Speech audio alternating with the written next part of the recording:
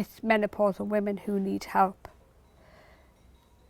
And to be clear, the menopause is the wake-up call that we are aging.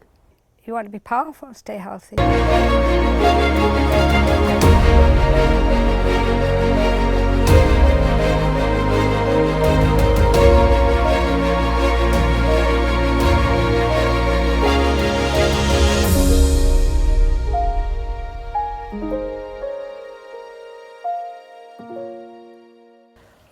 When I hit menopause, let's call it hit by a truck, I kind of stepped back because menopause was a very difficult time that I had almost more psychological, mental problems than I did physical problems.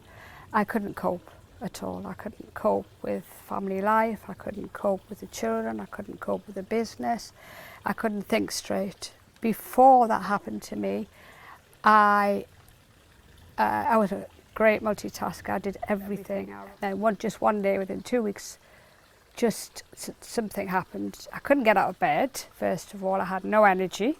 I found it extremely hard to motivate myself even to go to the gym and actually get out of bed. And then I thought, okay, I'm ill.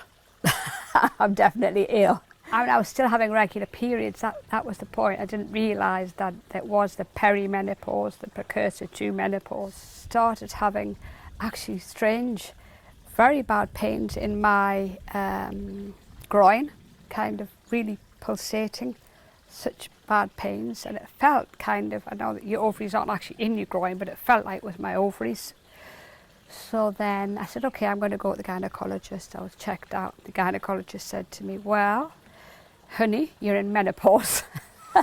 I said, well, I'm not in menopause because I'm still having a period, but you're coming on to menopause and this is what your symptoms are. We can give you antidepressants, we can give you sleeping pills, even if I was sleeping okay, it will give you HRT. So I thought, okay, I don't want to live like this and I don't want to go on HRT. So I started searching for an alternative. We women can't, we don't deserve to go through this. We've brought our children up, we've helped, you know, I helped to build the family business. But every woman builds her own life, becomes a professional, and then suddenly, wham, you know, you can't stand in front of a man with a hot sweat and you're in a board meeting and you can't remember the words you're going to say because of the decline of estrogen. I started studying it, reading every book I could on it, on this actual bioidentical hormone. It's called Bioidentical Hormone Restorative Therapy, okay? Whereas HRT is hormone replacement therapy, big difference. Then started travelling to these conferences kind of around the globe to find out more about how it worked, if they could teach me as a lay person. Then what happened was my mother died unexpectedly. And I put a hold on that. It took me a while to get over her death. Then I stepped back into going to conferences and I met Dr. Zugan and we said, okay, why don't we write a book for women who are interested to know about the menopause, how the body works. Even not taking BHRT, if a woman doesn't want to take hormones, if she knows how her body works, she can help her body not have such severe symptoms. Obviously, I'm on bioidentical hormones, so my brain is probably the best it's ever been in its life. I study all the time. I run the business, I teach, I talk, I educate. Really, I'm an educator. I'm not a coach, I'm an educator. When you get to 29, man, woman, male, female, whatever, hormone production declines. You get to your peak and you're bouncing, you're loving life and it's great, you know, you've got music blasting and everything is great, you can do anything, you're dynamic. You get to 30, 29, 30, you start a very, very, very slow decline. let's say an average of 50 for menopause, right? Women go like that. Men continue to go like that. They never have a drastic decline. If you start taking hormones at 30, you'll have the most fantastic old age. But men sometimes do not like women with power. They don't. They don't. We know that. You can cut that bit if you want. But I'm not saying all men. I'm saying a lot of men. They find them maybe aggressive. Maybe they find them not feminine enough. And some men like for women to stay in their place, but that's extremely wrong.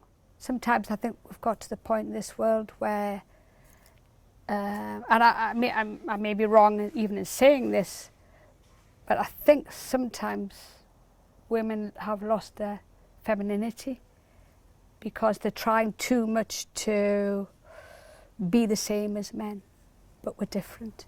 Like we say, we have different hormones. We have the periods, we have the babies. Sometimes women can be maybe a bit aggressive and maybe come over, frighten men, and they like to be the powerful one. You know, if we're talking about a marriage long term, you want to last long term, you both have to be intelligent. You both have to understand that other person. You cannot be selfish. You have to be selfish to a point, but not selfish. You have to trust that person, and you have to let that person do what, either man or woman, and then come back together. That's my only experience, because that's how my marriage has lasted so long. We both have our own projects to do, our own studies. We're all different. We read different books. We don't watch much television. And obviously we're not always on the same side. We don't always agree, is what I mean. But the thing I love most about him is he's patient and he's intelligent. He's caring. And he definitely cares about me, as I care about him. Thank you.